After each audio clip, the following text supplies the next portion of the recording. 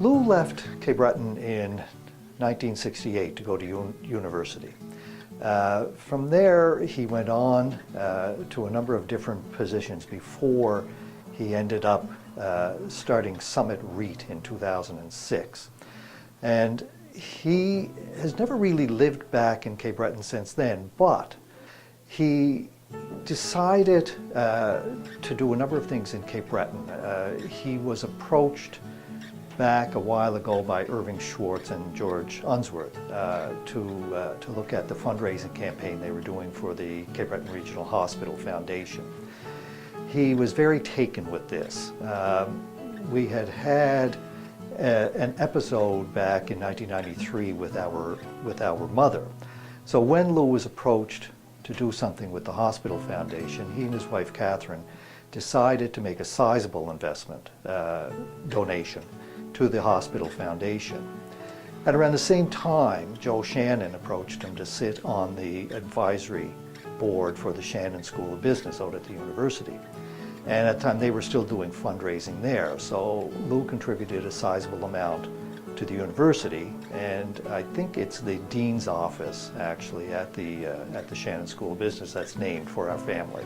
I know now he's also trying to raise upwards of $600,000 for the Purdy Crawford Chair of Aboriginal Studies out at the university, and has worked with them for the library to try to do some more in relation to the Middle East and how it relates to what's going on here. He and his wife Catherine have established Casting for Recovery, which is a program that takes breast cancer survivors fly fishing. They're both avid fly fishers, and they started this program a number of years ago. So to take in those things, and there are a lot of other things that he's been involved in that, you know, he probably stays in the background a bit and just, you know, contributes to. I think he inspires a lot of people just by his own tenacity. He does not do anything halfway.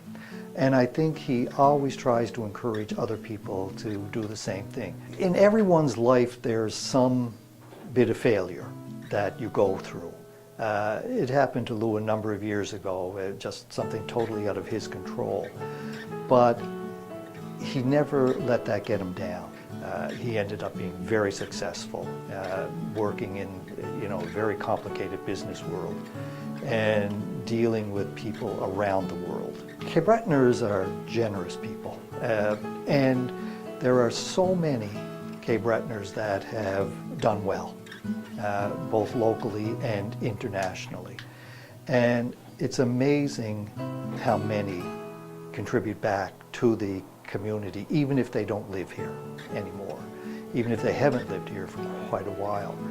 And to see that type of commitment to the area, to really want to make a difference, to really take money that they could invest somewhere else and make a lot more money with, but to take it and put it back into Cape Breton is really something that we all should be proud of.